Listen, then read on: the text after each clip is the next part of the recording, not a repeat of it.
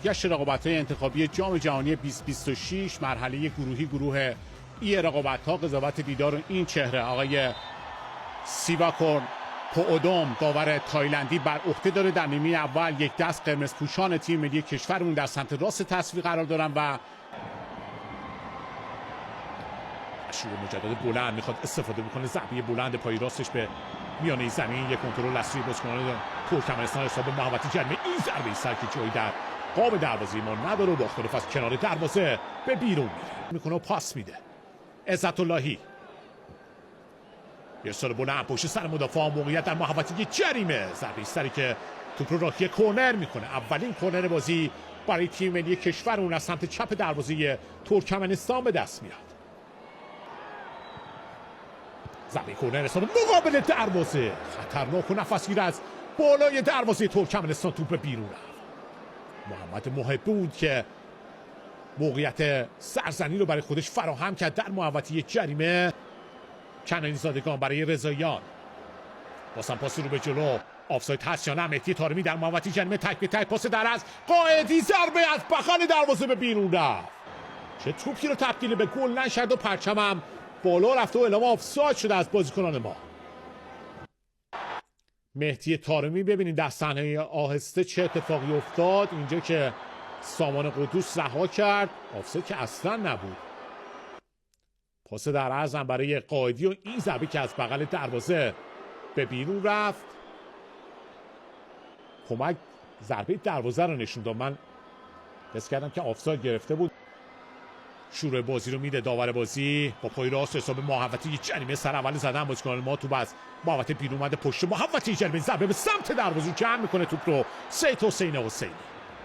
ضربه کمبت طولی قربانوف که اونجا گرفتار شده بین بازیکن ایران رو به هر نحوی از توپشون میرسونه. بازیکن حتمی تعویض منطقه بازی به سمت راست، آمانوف در محوطه جریمه از زاویه بسته ضربهشو میزنه اونجا توپ رو جمع میکنه سید حسین حسینی.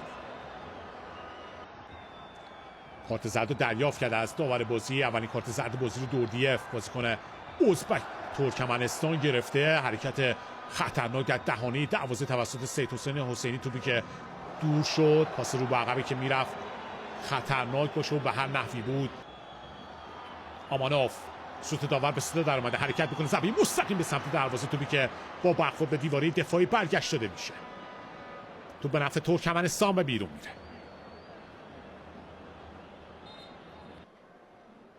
تماسی که با بازیکن ما داره روی زمین میفته و یعنی بازیکن باید بره و قربانوف بازیکن شماره 9 ترکمنستان رو روی زمین بلند بکنن پشت محوطه جریمه. ضربه سر مهدی قائدی، موقعیت برای بازیکنان ما. مهدی طارمی ضربه برگردون به سمت دروازه، میرفت که این گل قشنگ و چشم نواز رو به ثمر برسونه مهدی طارمی، ولی ضربهش از بالای دروازه به بیرون رفت.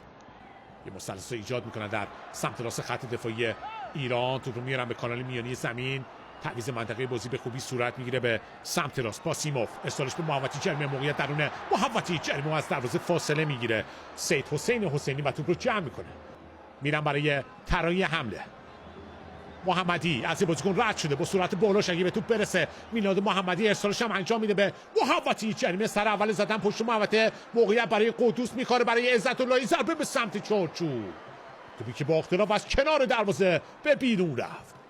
واسم همکاری دو نفره دو مدافع میانی تیم ملی کشورمون، ارسال بلند نزدیک محوطه جریمه، ضربه سری که میزنن قائدی در محوطه جریمه، توپی که رفت و به تور دروازه چسبید. نتیجه 1-0 میشه به نفع ایران. مهدی قائدی بالاخره کار خودش رو انجام داد و دروازه رو باز کرد.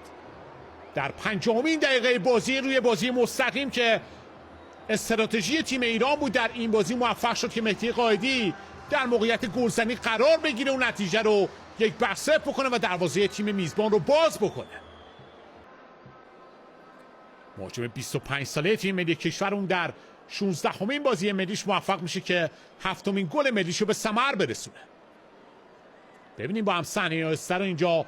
کنانی زادگان بازی مستقیمش ارسال بلند برای استفاده از ضربات سر مهدی طارمی.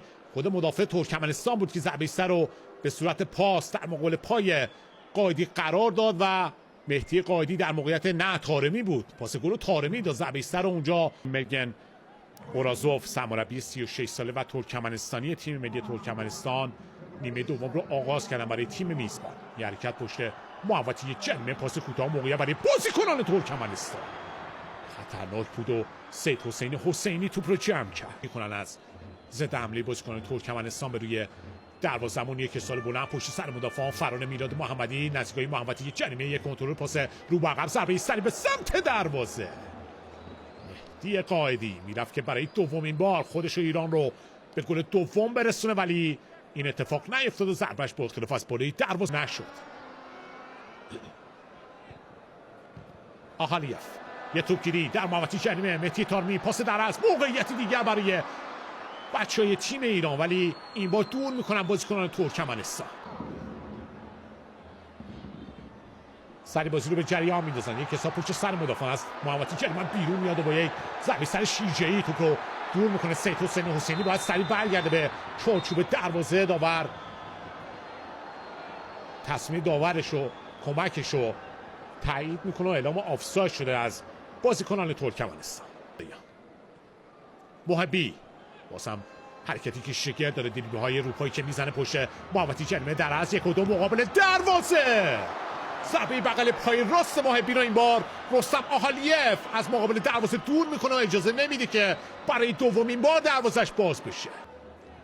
با پای چپ ارسالش به محوطه جریمه، دفع میکنن توپ رو مدافعان. کماکان موقعیت هست برای بازیکنان ما پشت محوطه جریمه. ضربه فنی به سمت دروازه، این بار توپ مستقیم رفت و در دستان رستم آهالیف قرار گرفت. بازیکنان دو تیم میلاد محمدی و سامان قدوس پشت توپ هم میلاد محمدی با پای چپ ارسال کادا به روی دروازه. این ضربه سر توپی که به بیرون رفته، نظر داور ضربه دروازه است.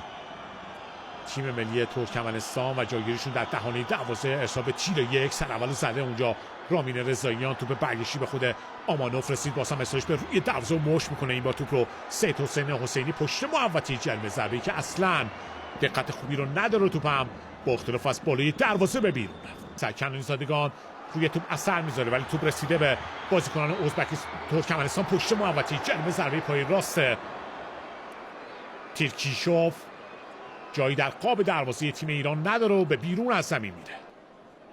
رامین رضاییان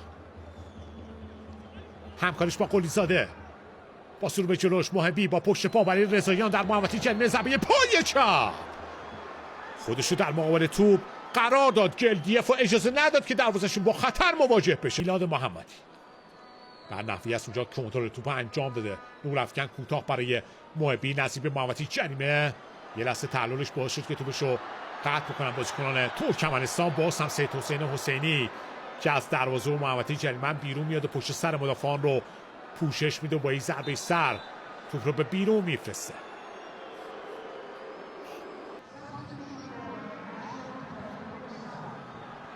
یه حساب مقابل دروازه، فرصت برای بازیکنان ترکمنستان، میتونه خطرناک باشه توپ برگشتی. خدا رو شکر که نورمایرادوف ضربه رو به بالای دروازه فرستاد. یه لحظه غفلت در خط دفاعی و محوطه جریمه ایران میرفت که خطرساز باشه و خطرناک و همه داشته های ایران برباد بره. روی خط دروازه میلاد محمدی بود که اومد و توپو برگشت و در ادامه نورمایرادوف نتونست که ضربه خوبی رو بزنه و به بدترین شکل ممکن برای اونها و به بهترین شکل ممکن برای ما توپ رو به بیرون از زمین فرستاد.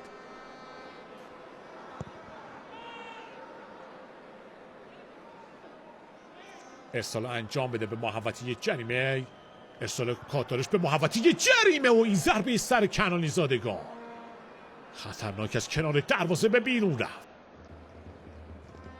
تلس شکسته شد. یک برد ارزشمند و به دست آوردن شاگردان امیر قلعه‌نویی در چهارمین دیدارشون در رقابت‌های گروهی مقدماتی جام جهانی. امیدواریم که از دیدن این بازی لذت برده باشین. همراه میشین با آقا محمد حسین میثاقی. من از حضور شما عزیزان مرخص میشم. خدایا رو نگهدار شما.